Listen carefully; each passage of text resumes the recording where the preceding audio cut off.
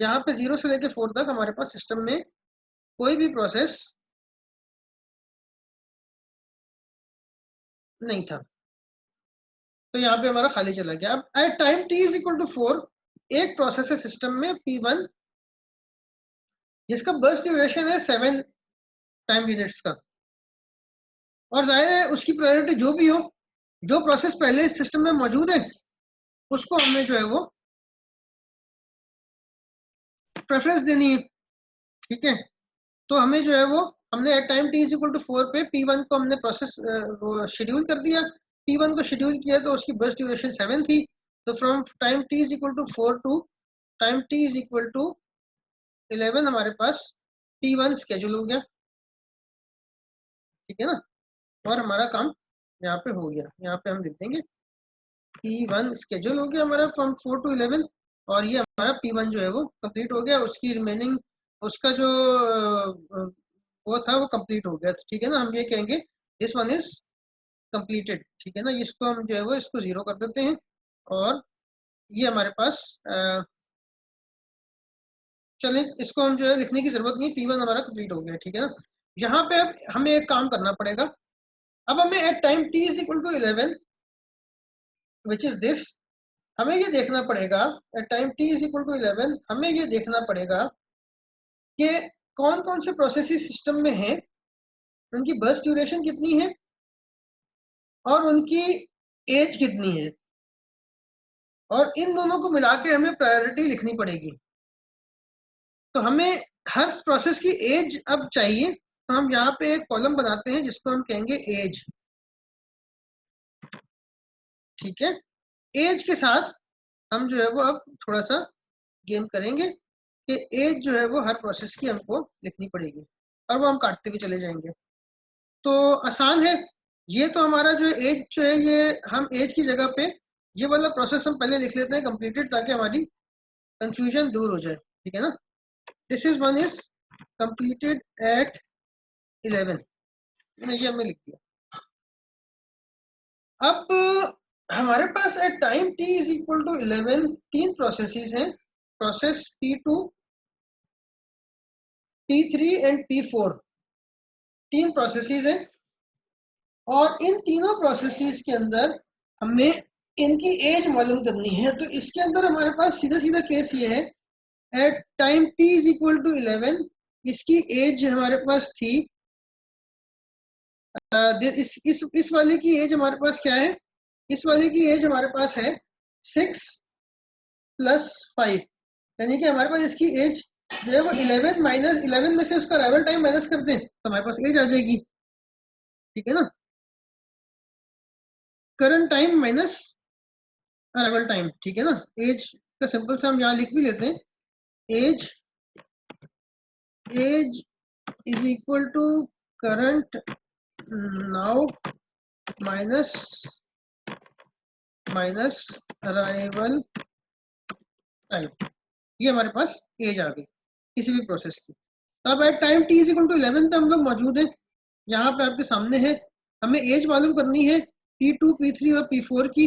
तो हमें क्या करेंगे, 11 में से इनका अराइवल टाइम माइनस कर देंगे, तो at time t is equal to 11 इसकी एज आ जाती है 5, इसकी एज आ जाती है 5, और इसकी एज आ जाती है at time t is equal to 11 11 minus 2 9 इसकी एज आ जाती है, और इसकी एज आ जाती है तीसरे वाले की 11 माइनस 10 1 इसकी एज आ जाती है, ठीक है। ये इन तीनों की एज है। अब प्रायोरिटी कैसे सेट करेंगे, प्रायोरिटी हमें अपडेट करनी पड़ेगी। प्रायोरिटी हम इस तरह अपडेट करेंगे कि हमारे पास बर्स्ट ड्यूरेशन मौजूद है, उसकी बेस पे हमने प्रायोरिटी 7 सेट की हुई थी, लेकिन इसकी एज 5 है। तो जैसे जैसे इसकी जो है वो एज बढ़ती जाएगी वैसे वैसे प्रायोरिटी भी बढ़ती जाएगी, हमने ये डिसाइड किया था। तो यानी कि प्रायोरिटी बढ़ने का मतलब ये है कि प्रायोरिटी नंबर कम हो जाना। दोबारा रिपीट कर देता हूं कि P2 है एक प्रोसेस, उसकी एज जो है वो 5 है, और इसका बर्स्ट ड्यूरेशन है 13, ठीक है। अब बर्स्ट ड्यूरेशन 13 था तो उसकी प्रायोरिटी 7 सेट हुई थी, according to this formula initial priority के हिसाब से। अब जैसे जैसे टाइम बढ़ता जाएगा वैसे वैसे इसकी एज बढ़ती जाएगी, और जैसे जैसे इसकी एज बढ़ती जाएगी इसकी वैसे वैसे इसकी प्रायोरिटी भी बढ़ती जाएगी। और प्रायोरिटी के बढ़ने का मतलब ये है कि प्रायोरिटी नंबर कम हो जाना। ठीक है, इसकी प्रायोरिटी बढ़ेगी तो 5 पॉइंट्स इसकी प्रायोरिटी बढ़ानी है हमको। इसका मतलब है इसको 7 में से हमें 5 माइनस करना है, तो हमारी इसकी प्रायोरिटी जो है वो आ जाएगी, इसकी जो हमारे पास आएगा प्रायोरिटी वो रह जाएगी 2। ठीक है, इसी तरीके से हम प्रायोरिटी कैलकुलेट करेंगे P3 और P4 की। P3 उसकी बर्स्ट ड्यूरेशन है 5, तो उसकी प्रायोरिटी थी 15। 20 माइनस बर्स्ट ड्यूरेशन उसकी इनिशियल प्रायोरिटी थी, 15 इनिशियल प्रायोरिटी थी, और 15 में से हमें 9 माइनस करना पड़ेगा, तो हमें उसका प्रायोरिटी नंबर मिलेगा। और प्रायोरिटी नंबर 15 में से अगर हम 9 माइनस करेंगे तो हमारे पास बनेगा 6। ठीक है ना, तो हम इसको काट के 6 कर देते हैं।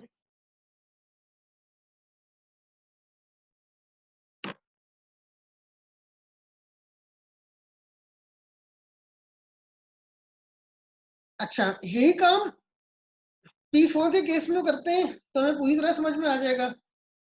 इसकी प्रायोरिटी थी 2। कैसे आई थी प्रायोरिटी? 20 में से हमने इसकी बर्स्ट ड्यूरेशन को माइनस कर दिया था, तो हमारे पास 2 का फिगर आ गया था। अब इसकी एज क्या है? इसकी एज 1 है, तो इसमें से हम, चूंकि इसकी एज 1 है तो हमें इसकी प्रायोरिटी एक स्टेप बढ़ानी पड़ेगी। प्रायोरिटी बढ़ाने का मतलब ये है प्रायोरिटी नंबर कम कर देना। तो ये जो है ये 1 हो जाएगा। अच्छा, प्रायोरिटी नंबर में कम क्यों कर रहा हूं? उसकी खास वजह है। उसकी वजह यह है कि प्रैक्टिकली लिनक्स के सिस्टम्स के अंदर प्रायोरिटी नंबर जितनी हाई प्रायोरिटी होती है उतना लोअर नंबर होता है। तो एक ऐसा एल्गोरिथम इंप्लीमेंट करते हैं वो लोग कि भाई ऐसा ना हो कि किसी प्रोसेस के साथ जाती हो जाए। मतलब किसी भी सिस्टम के अंदर ऐसा हो सकता है ना कि कुछ प्रोसेसेस जो हैं वो हमेशा डिसएडवांटेज में रहेंगे। मिसाल के तौर पे शॉर्टेस्ट जॉब फर्स्ट के अंदर सबसे लंबा प्रोसेस डिसएडवांटेज में रहता है, इसके अंदर सबसे छोटा प्रोसेस डिसएडवांटेज में रहता है। ठीक है, तो अब हमें क्या करना है? हमें देखना है कि अगर कोई ऐसा छोटा प्रोसेस इस सिस्टम के अंदर आए कि उसकी बारी ही नहीं आ रही। मिसाल के तौर पे एक छोटा सा प्रोसेस है जिसकी बर्स्ट ड्यूरेशन है 5। ठीक है, अब इसकी बारी आने से पहले लंबे लंबे प्रोसेसेस आते चले जा रहे हैं, तो क्या होगा? प्रोसेस P3 बेचारा बैठा रह जाएगा। इसके लिए हम क्या करते हैं? हम एज का फैक्टर यूज करते हैं। अब जरा अगर आप एज देखें, इसका अराइवल टाइम था 2। ठीक है, ये पहले आया था। ठीक है, इसकी बर्स्ट ड्यूरेशन कम थी तो इसकी प्रायोरिटी भी कम थी, लेकिन इसकी प्रायोरिटी कंसिडरेबली इंक्रीज हुई है ड्यू टू इट्स एज। लेकिन अभी भी इतनी इंप्रूव नहीं हुई कि इसको हम वो दे दें, इसको हम सीपीयू दे दें। अब इसके अंदर प्रायोरिटी देखें, इन 3 में से अगर time t is equal to 11 तो हमारे पास हाईएस्ट प्रायोरिटी बनती है P4 की। ठीक है, तो P4 का जो बर्स्ट ड्यूरेशन है वो है 18। तो 11 से शुरू करेंगे और 18 टाइम ड्यूरेशन तक ये रहेगा। ठीक है, तो यानी कि 29 तक P4 चलेगा, और time t is equal to 11 से लेके time t is equal to 29 तक P4 चलेगा। ठीक है, अब यहाँ पे हमारे पास P4 t is equal to 29 पे सिस्टम से चला गया, तो P4 का हम लिख देते हैं completed at time t is equal to 29 at completed at 29। ठीक है ना, इसको हम काट देते हैं। At time t is equal to 29 हम P1 कंप्लीट हो चुका है और P4 कंप्लीट होके जा चुका है। ठीक है, हमने क्या किया कि हमने प्रायोरिटी कैलकुलेट की हुई थी at time t is equal to 11। ठीक है, हम इसको नजरअंदाज कर देंगे, ये जो 2 और 6 लिखा हुआ है इसको नजरअंदाज कर देंगे, ये 5 और 11 लिखा हुआ है इसको भी नजरअंदाज कर देंगे, ये कट जाएगा और ये भी कट जाएगा, ये 5 भी कट जाएगा और ये 9 भी कट जाएगा।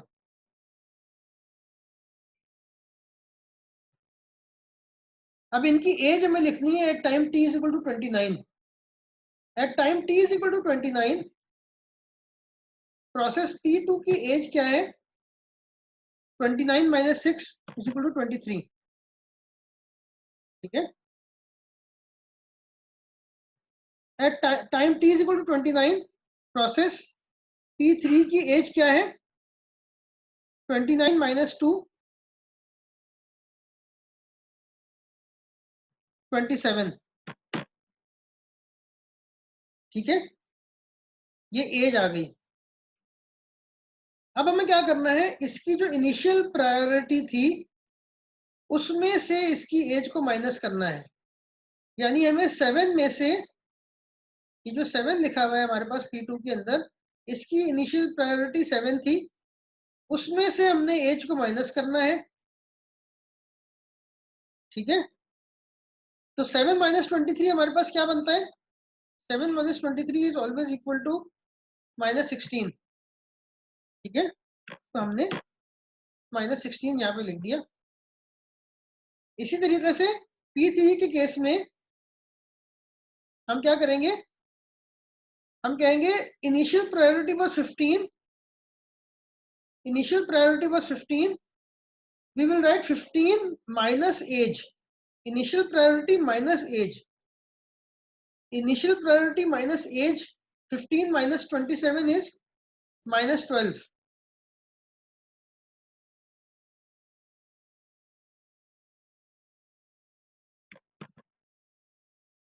ठीक है, अब क्या हुआ,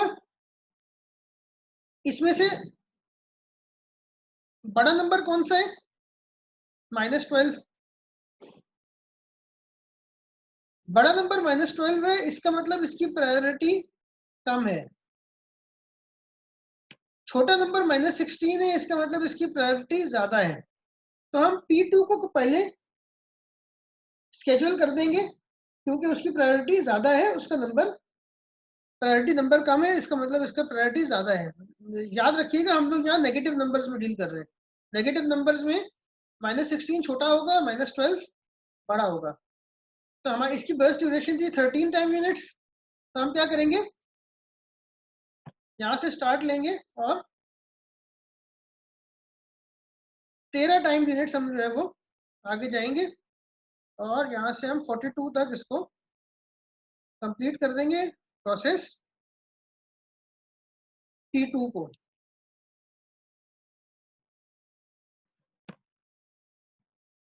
और हमारे पास यहाँ पे आएगा 42 और इसका जो है वो हमारे पास उसके बाद आखिर में एक ही प्रोसेस रह जाएगा, P3 रह जाएगा जिसकी बर्स्ट ड्यूरेशन 5 है। तो 42 से लेके 47 तक हमारे पास P3 रन होगा और हमारा जो है वो इस तरीके से 47 तक P3 रन होगा और हमारे पास P3 आ जाएगा और यहाँ पे हम जो है वो इसको आगे कंटिन्यू कर देंगे।